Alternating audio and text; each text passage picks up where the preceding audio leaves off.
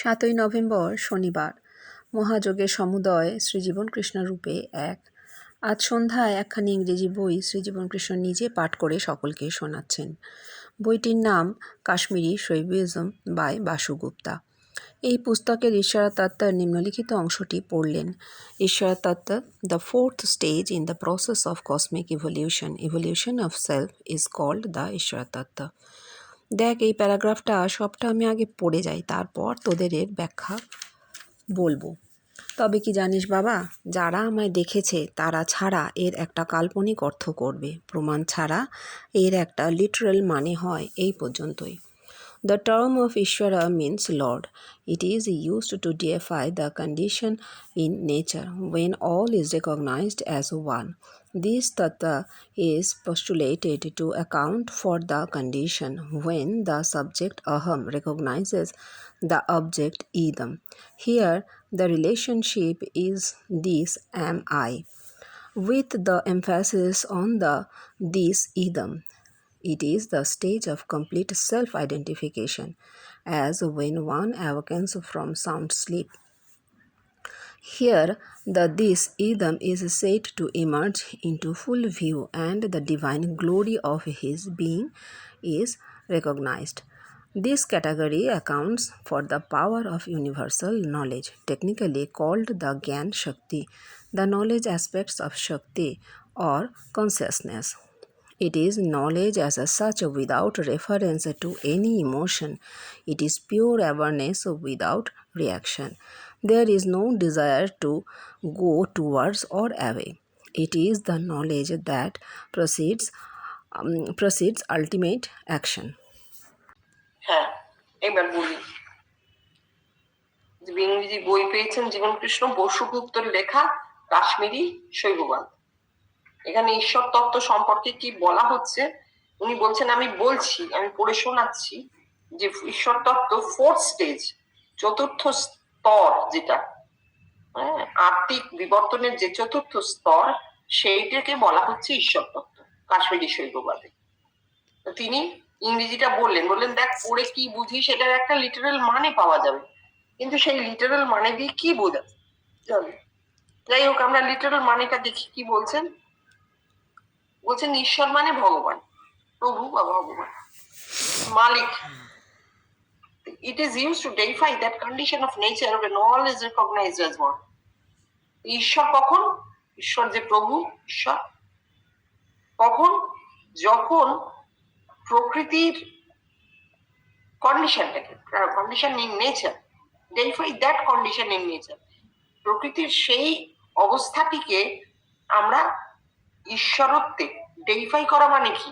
দেবত্বে, deity মানে দেবী, দেব, ইষ্ট, দেবত্বে যখন আমরা তাকে চিনে নিতে পারি, প্রকৃতির যে কন্ডিশনটাকে আমরা ঈশ্বর বলে চিনে নিতে পারি, ডেইফাই করে নিতে পারি, এর কি মানে হয়? আবার বলছেন দিস তত্ত্ব is postulated to account for that condition when the subject aham recognizes the object idam. এখানে একজন সাবজেক্ট আছে, সাবজেক্ট মানে আমি, এই ক্ষুদ্র আমি, আবার অবজেক্ট হচ্ছে সেই আমি। ওই সো অহম এই কথাটাকে ভাগ করা হয়েছে। সো হচ্ছে ইদম, যেখানে বড় ক্যাপিটাল লেটারে দিস, আর অহম হচ্ছে ছোট দিস, আমি, ছোট আমি আর বড় আমি, এই তো। এই শো অহম, শো আমি, অহম তো আমি বটে। এই শো আর অহম যখন এক হয়ে যাচ্ছে, যখন অহম শোকে চিনে নিতে পারছে, ভীষণ কথার মার পেয়েছে। অহম আর ইদম, শো আর অহম, আমি যখন ভেতরে সেই শকে চিনে নিতে পারছি, এখানে তাহলে সম্পর্কটা কি হচ্ছে? যে আমি, এই ক্ষুদ্র আমির উপর জোর পড়ছে না, এই ক্ষুদ্র আমি জোর দিচ্ছে স্বয়ের উপর, ইদমের উপর।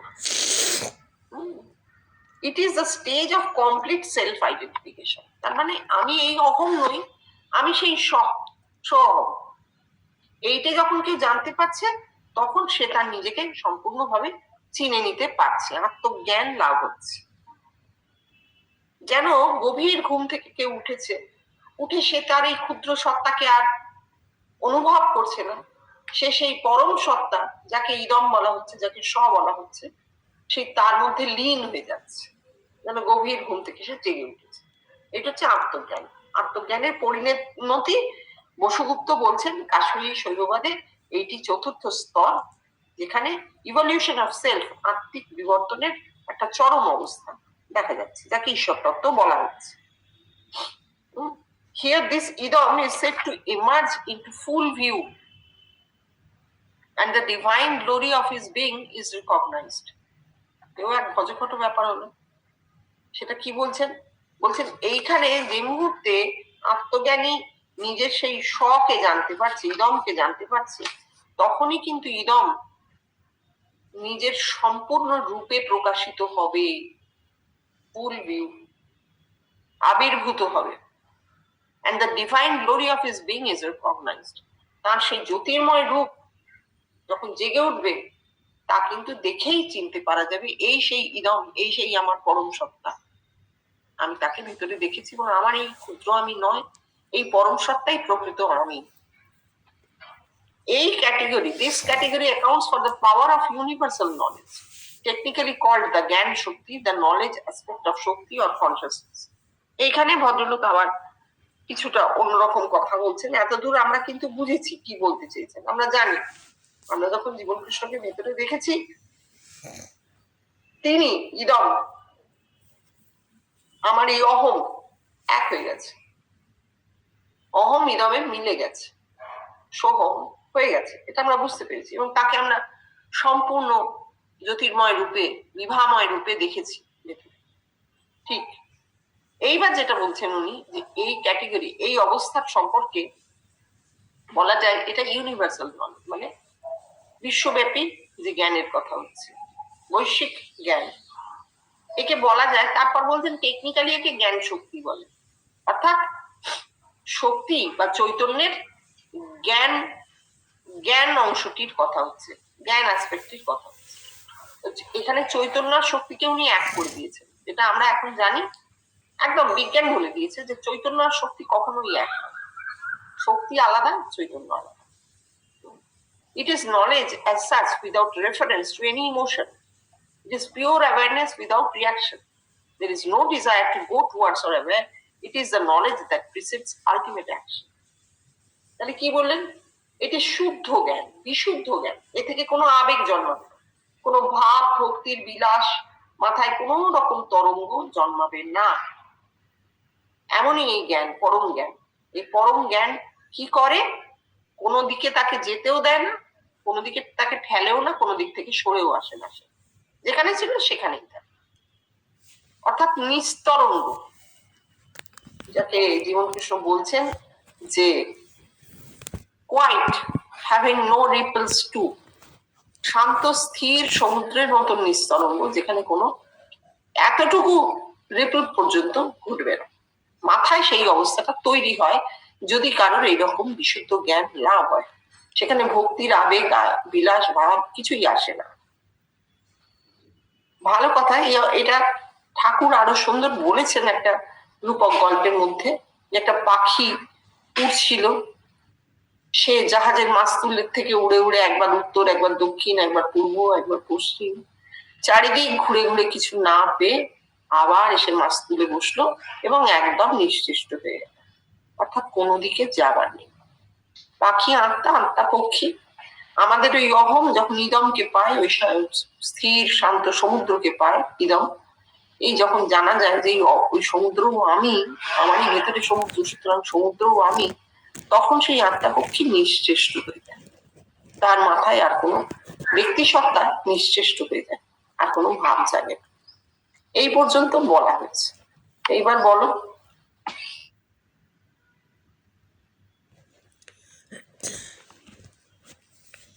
দেখ, তোরা তো কেউ ইকোনমিক্সে ফার্স্ট ক্লাস ফার্স্ট, কেউ মাস্টার ইন ইংলিশ, তোরা তো প্রায় সকলেই উচ্চশিক্ষিত। এটার আক্ষরিক অর্থ তোরা বুঝলি, কিন্তু তার দ্বারা কার কি হলো? একটু পাণ্ডিত্য, এই তো। বেদের কথা মনে রাখিস, ন মেধয়া, without being heavily critical.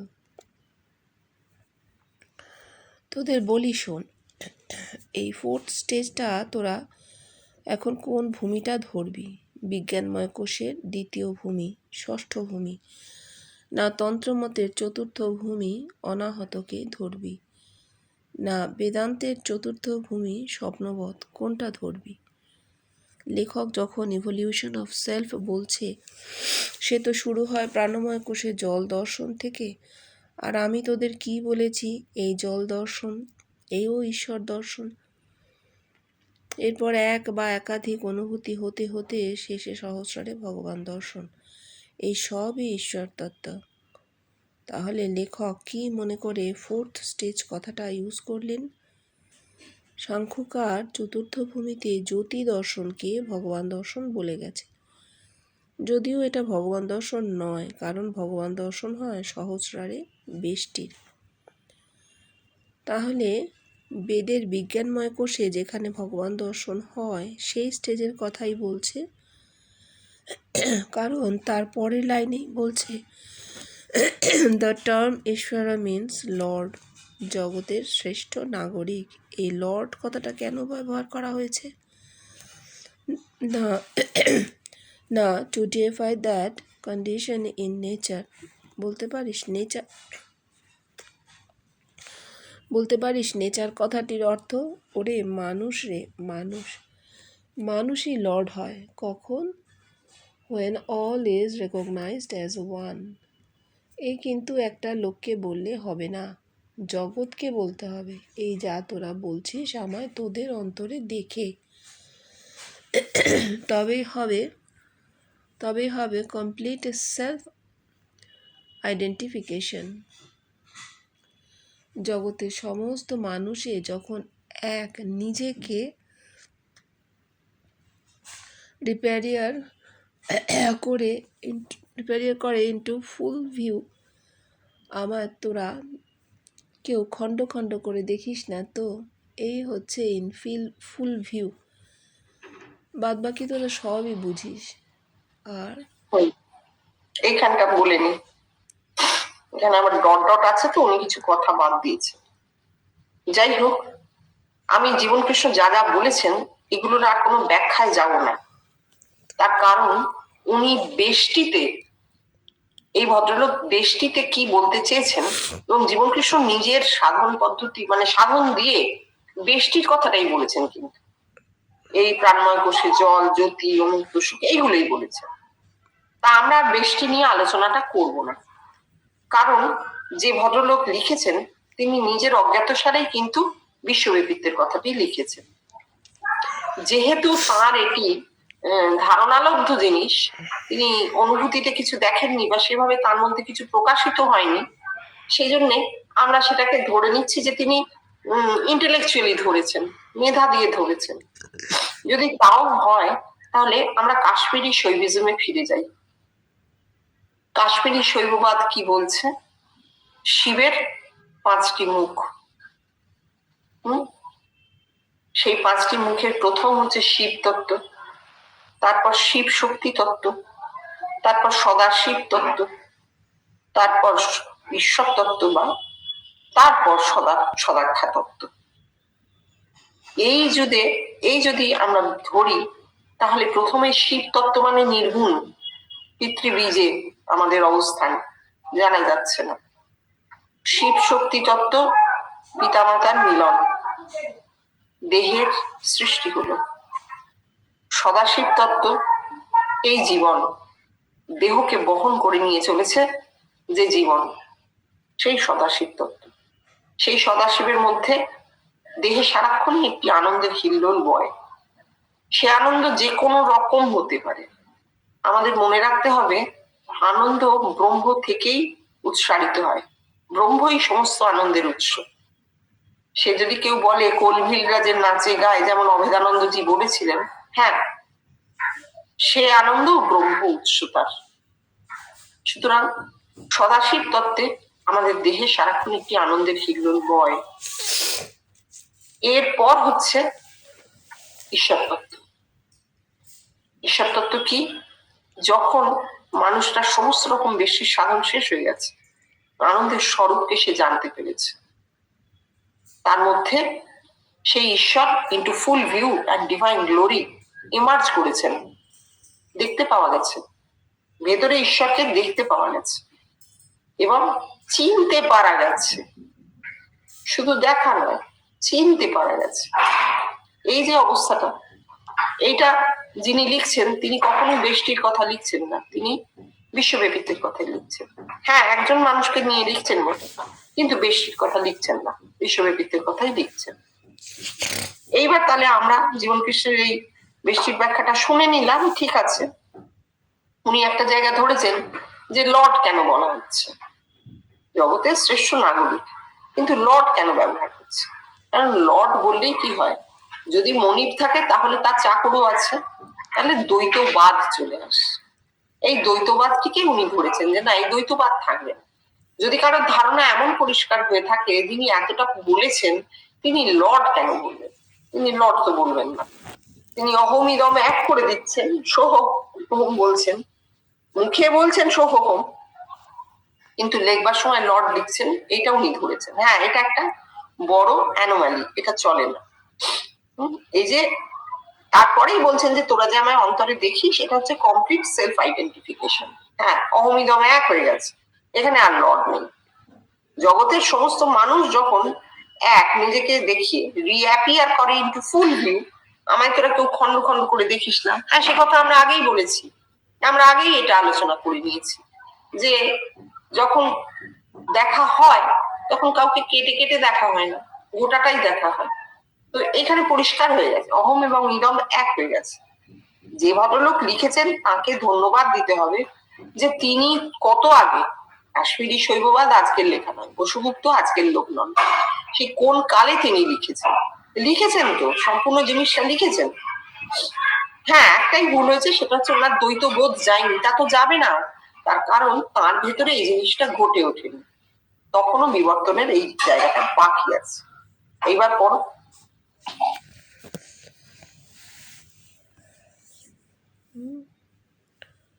Two go towards or away, এই কথার অর্থ Swamiji, being one with divinity, there cannot be any further progress in that sense. বুঝলি? এইবার মাথা ফাটাফাটি। That precedes ultimate action. ওরে, এই আলটিমেট অ্যাকশনটা কি বাবা? সেই মানুষটির তখন জগৎ নিয়ন্ত্রণতা আসে। সে কি শুধু আত্মিকই, ব্যবহারিকে নয়? এখনো এ হয়নি বাবা। তবে শোন, এই কথার যে এই অর্থ, সে কেবল আমরাই করলাম, আমরাই বুঝলাম। কারণ এ কারোর না হলে এ বোঝা যায় না। সম্পূর্ণ যোগের কথা, মহাযোগের। তারপর কিছুক্ষণ এটা বলেন, এই যে ভদ্রলোক বলেছেন যে এই সম্পূর্ণভাবে ভেতরে দেখতে পাওয়া যাবে, একটা গ্লোরিয়াস ইমেজ তৈরি হবে এবং আমি জানবো যে সেটিও আমারই ভেতরে যখন আমি দেখছি। সুতরাং আমার এই ব্যবহারিক জীবনে জাগ্রত অবস্থার যে ক্ষুদ্র সত্তা, এইটি প্রকৃত সত্তা নয়, এইটি ক্ষুদ্র অহম মাত্র, সেইটি ওই সত্তায় লীন হয়ে যাচ্ছে, আমি দেখতে পাচ্ছি, আমি বুঝতে পারছি। তারপরে যখন ভদ্রলোক লিখছেন যে এরপরে দ্যাট প্রিসিডস আলটিমেট অ্যাকশন, এই precedes ultimate action, being one with divinity, আমরা ওই পাখি দিয়ে বুঝতে পেরেছি। পাখি ডিভিনিটির সঙ্গে, সমুদ্রের সঙ্গে পাখি এক হয়ে গেছে, তার আর কোথাও যাওয়ার, সে চুপ করে বসে থাকে, আর তার দিক থেকে কোনো কাজ নেই। তাহলে আবার আলটিমেট অ্যাকশনটা কোত্থেকে এলো? অ্যাকশন মানে তো কাজ, ক্রিয়া। হ্যাঁ, এই অ্যাকশনটা কোত্থেকে আসবে? এটা হচ্ছে তোমার আমার একার ক্রিয়া নয়, প্রকৃতির ক্রিয়া। আমরা সাধারণত প্রকৃতির একটি অংশকে নির্গুণ, নিষ্ক্রিয় বলে মনে করি, কিন্তু যেটা আমরা জানি না সেটা হচ্ছে প্রকৃতি কখনোই নিষ্ক্রিয় নয়, তার মধ্যে ক্রিয়া আছে। এটা আর একটা মানুষের ক্রিয়া নয় বা অনেক মানুষের ক্রিয়া নয়, এটা হচ্ছে প্রাকৃতিক বিবর্তনে প্রকৃতির ক্রিয়া। সেই প্রকৃতিক ক্রিয়াতে কি হবে? প্রকৃতির ক্রিয়াতে যাকে দেখা হচ্ছে তার জগৎ নিয়ন্ত্রণতা আসে, এটা উনি বলছেন, কিন্তু ওনাকে আমরা স্থূলে দেখতে পাচ্ছি না। তাহলে প্রকৃতির ক্রিয়াকে আমরা কি ধরবো? আমরা প্রকৃতির ক্রিয়াকে এইভাবে ধরবো যে এখানেই শেষ নয়, এরপর আরো আরো আরো আরো কিছু আছে যা আমরা দেখতে পাচ্ছি না, কিন্তু যা ঘটবে। কিন্তু ভদ্রলোক এখানে যে আলটিমেট কথাটা ব্যবহার করেছেন, প্রকৃতির ডেভেলপমেন্টে যে কোনো রকমের বিবর্তনে আলটিমেট কথাটা আসে না, এটাই শেষ, এরপর আর নেই, this far and no further, এই কথাটা আসে না। এখানে ওনার একটা বড় ভুল, আলটিমেট অ্যাকশন। এবার জীবন কৃষ্ণ যেটা বলছেন যে সম্পূর্ণ যোগের কথা, মহাযোগের, আমি যেটা বুঝতে পারছি আত্মিকেও শুধু নয়, ব্যবহারিকেও আসবে, এগুলো উনি একটা ভবিষ্যৎবাণী করে যাচ্ছেন। এবার আমাদের মধ্যে এগুলো নিয়ে একটা দ্বন্দ্ব হয় যে আমরা তো ওই দেখতে পাচ্ছি না, না আমাদের দেখতে পাওয়ার কথাও তো নয়, আমাদের দেখতে পাওয়ার কথাও, ঠিক আছে, এটা ভবিষ্যৎ।